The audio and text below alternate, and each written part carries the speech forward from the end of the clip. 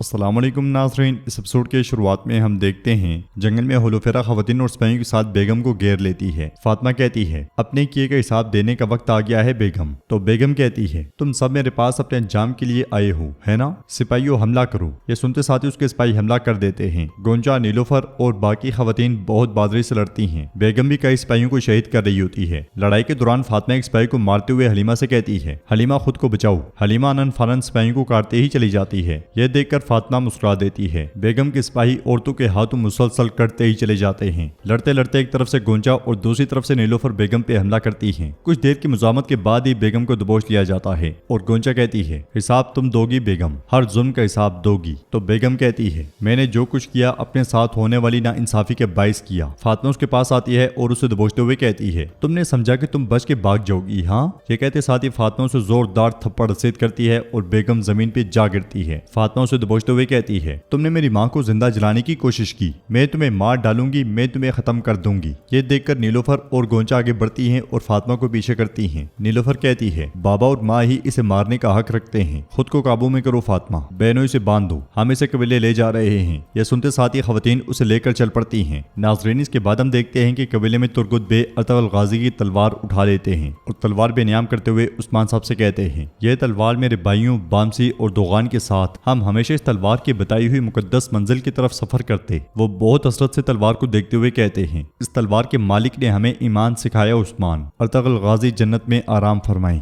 वो तलवार को चूमते हैं और उनकी आंखें भर आती हैं। वो मजीद कहते हैं यह नस्ल आपकी बहुत मकरूज है अर्तगल गाजी। तो उस्मान साहब कहते हैं हमारी नस्ल आपकी और उन तमाम जांबाजों की मकरूज है जिनका आपने जिक्र किया है। मुझे बताइए आप इतना अरसा कहाँ रहे, आपने क्या किया? हम समझे थे कि आप इस दुनिया फानी से रुखसत हो चुके हैं। जवाबन तुर्गुत बे कहते हैं मैं बलकान में था, मैं तुम्हारे लिए उन बहुत से तुर्कों का अदबो सलाम लाया हूँ जो वहाँ आबाद हो चुके हैं। वो सब तुम्हारे घोड़े की टाप सुनने के मुंतजर हैं, वो सब तुम्हारे मुंतजर हैं उस्मान। उस्मान साहब पूछते हैं बताइए उन जमीनों में आपने क्या किया? तो तुर्गुत बे कहते हैं मेरे अर्तगल सरदार ने मुझे खुफिया फरीजा सौंपा था, इसलिए गायब होना पड़ा। मैं वही फर्ज निभाने गया था। मैं कई बरसों तक सारों सल्तों का साथी रहा। हम इस्लाम की दावत के लिए मुसलसल जिदोजहद करते रहे। उस्मान साहब कहते हैं मेरा साहिब बसीरत बाप, आग के हल्के में लड़ते हुए भी उन्होंने बलकान को फरामोश ना किया। तुर्गुत बे कहते हैं अब मेरी आखिरी ख्वाहिश है कि मैं अपनी बाकी जिंदगी उस्मान सरदार के रास्ते पर निछावर कर दूं जो अपने बाप की तरह आग में लड़ता है। यह सुनकर उस्मान साहब खुश होते हुए कहते हैं आप मेरे पीछे इस तरह पहाड़ बनकर खड़े हो जाएं जैसे मेरे बाबा के लिए थे। ये कहते साथ ही वो पुरजोश अंदाज में उनसे हाथ मिलाते हैं और गले लग जाते हैं। फिर कहते हैं मेरे चचा मेरे बाबा की मीरास। तुर्गुत बे भी उनका शुक्रिया अदा करते हैं। बोरसा में हम देखते हैं कि गिलाडियोस परेशान बैठा होता है और उस लम्हे को याद करता है जब उलुकचार ने उसे कहा था तुम इससे ज्यादा कुछ भी ना बनोगे, एक ऐसा सिपा सालार जो मेरे साय में तख्त पे सोया होगा और खानों के खान उलजैतो खान की हिफाजत में होगा। इस ख्याल के बाद गिलाडियोस कहता है तो मैं तुम्हारे साय में होऊंगा उलुकचार। ए बदजात में हर शख्स और हर शय को इस्तेमाल करूंगा जब तक कि मुझे उनकी जरूरत ना रहे। ये कहते साथ ही गिलाडियोस आगे बढ़ता है और तख्त पे जा बैठता है। फिर कहता है तुम्हें इसका हिसाब देना पड़ेगा उलुकचार। मेरी हुकूमत जिसे तुम अपनी छावनी समझते हो वही तुम्हारी तबाही बनेगी। उधर नीलोफर खवातीन के साथ बेगम को लेकर कबीले पहुंचती है। कबीले के लोग बेगम को देखकर गद्दार गद्दार के नारे बुलंद कर रहे होते हैं और नीलोफर उसे लोगों के सामने फेंक देती है। बाला खातून भी खेमे से बाहर आ जाती हैं और उसकी जानिब बढ़ते हुए कहती हैं नागिन तो ये सब तुम्हारा किया दरा ही था। वो बेगम के पास पहुंचते साथ ही उसके मुंह पे एक जन्नाटेदार थप्पड़ दे मारती हैं और मजीद कहती हैं क्या तुम्हें याद है तुमने कोशिश की थी कि मुझे मेरे ही कबीले में कैद कर दो। मैंने उसी दिन कहा था कि मैं तुम्हें तुम्हारी औकात याद दिलाऊंगी। अब वो दिन आ गया है। मैंने कहा था तुम मुझसे कुछ नहीं छीन सकती। तुमने मुझे कत्ल करने की कोशिश की, मेरे बच्चों को तकलीफ दी। वो हर जुमले के साथ एक थप्पड़ बेगम को मारती हैं, उसे उठाती हैं, बोलती हैं और फिर मारती हैं। ये उन मजालिम का बदला है जो तुमने मेरे कबीले पर किए। ये मेरे बच्चों को नुकसान पहुंचाने की कोशिश का हिसाब है। एक के बाद एक थप्पड़। बाला खातून उसे सीधा करते हुए कहती हैं और ये उस नजर का हिसाब है जो तुमने मेरे खानदान पर डाली। खूब मार खाने के बाद बेगम कहती है यहाँ मेरी रुसवाई ना करो बाला। जवाबन बाला खातून कहती है तुम पहले ही रुसवाई बन चुकी हो। बेगम कहती है मार दो मुझे मार दो। तो बाला खातून उससे कहती है फिक्र ना करो तुम्हारा अंजाम करीब है। ये कहते साथ ही बाला खातून तकरीबन उसका गला काट ही डालती है मगर एकदम से रुक जाती हैं क्योंकि उस्मान साहब खेमे से बाहर आते हैं। उन्हें देखते साथ ही बेगम इल्तिजा करते हुए कहती है मेरे हुजूर मुझे माफ कर दें, माफ कर दें, मुझे अफसोस है, बराए करम मुझे माफ कर दें। तो बाला खातून उससे कहती हैं तुम झूठी मक्कार। जबकि उस्मान साहब मुसलसल उसे देख रहे होते हैं और सिपाहियों से कहते हैं खेमे में ले आओ इसे। यह सुनते साथ ही बेगम सुख का सांस लेती है। नाज़रीन, के बाद हम देखते हैं कि बोरसा में बुरान गिलाडियोस के कमरे में दाखिल होता है और कहता है यानी शहर सोगौत का रजहिसार अतरा کرانوس لیفکے کرادین عراق سار کا حاکم سردوں اور تمام ترکوں کا آفتاب۔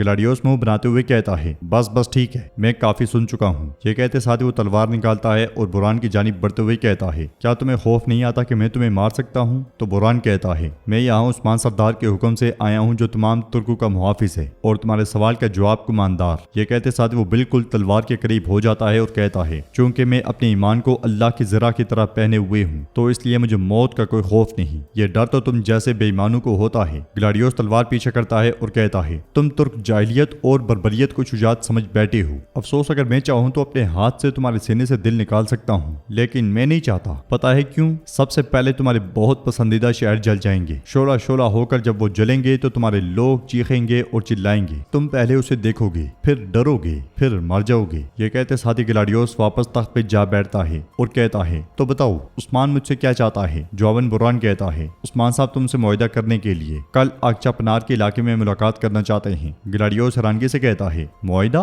جنگ آ رہی ہے، عثمان تو ویسے بھی مر جائے گا، میں کیوں معاہدہ کروں گا؟ تو بوران اس سے کہتا ہے تم کیسے جانتے ہو کہ تقدیر ترکوں کے لیے نئی فتح نہیں لائے گی کماندار؟ سردار عثمان سب کے لیے فائدہ مند معاہدہ کرنا چاہتے ہیں۔ یہ سنتے ساتھ ہی گلاڈیوس سوچ میں پڑ جاتا ہے اور کچھ دیر کے بعد کہتا ہے جاؤ اور عثمان سے کہو کہ میں آؤں گا۔ بوران چلا جاتا ہے اور گلاڈیوس کہتا ہے تو پھر ملتے ہیں عثمان، تو پھر ملتے ہیں۔ قبیلے میں بالا خاتون عثمان صاحب سے کہتی ہیں ہم کیا بات کریں گے عثمان، یہ غدار ہے، کیا اس کی سزا موت نہیں ہے؟ بیگم کہتی ہے مجھے معاف کر دیں عثمان صاحب، میں نے اپنے غصے اور غرور کی وجہ سے غلطی کی، مجھے معاف کر دیں۔ بالا خاتون کہتی ہیں غصہ اور غرور ہاں تو تم دشمن کے ساتھ ایک ہو گئی، تم نے میرے بچوں کو نقصان پہنچانے کی کوشش کی۔ بیگم کہتی ہے بالا خاتون میں کہہ رہی ہوں کہ میں شرمندہ ہوں، میں جانتی ہوں کہ میں نے جو کچھ کیا اس کی کوئی معافی نہیں ہے، لیکن بڑے پن کا مظاہرہ کریں برائے مہربانی عثمان صاحب۔ یہ سن کر عثمان صاحب پوچھتے ہیں کیا تم نے دھوکہ دینے کے وقت کچھ نہیں سوچا تھا؟ ہاں لیکن موت کا خوف جب یہ آتا ہے۔ بیگم کہتی ہے میری آنکھیں سچ دیکھنے کے لیے اندھی ہو گئی تھیں۔ یہ سن کر عثمان صاحب کہتے ہیں تمہارا بھائی بہادری سے لڑا اور شہید ہو گیا۔ بیگم کہتی ہے مجھے اجازت دے میں ازالہ کرنا چاہتی ہوں، میں اپنے بھائی اور اپنے نام کے شایان شان طریقے سے مروں۔ بالا خاتون اس سے کہتی ہیں تم یہاں شرمندہ ہو کر نہیں آئی بیگم، غداری کرتے دوران پکڑی گئی ہو، اب کیسی شرمندگی ہے؟ بیگم کہتی ہے میں مرنا نہیں چاہتی بالا، جو کہیں گے کروں گی۔ یہ سن کر عثمان صاحب خنجر لکڑی میں گاڑتے ہوئے کہتے ہیں تو ہم جو کہیں گے وہ کرو گی ہاں؟ بیگم کہتی ہے حضور آپ جو چاہیں، بس اتنا کافی ہے کہ مجھے نہ ماریں۔ تو عثمان صاحب کہتے ہیں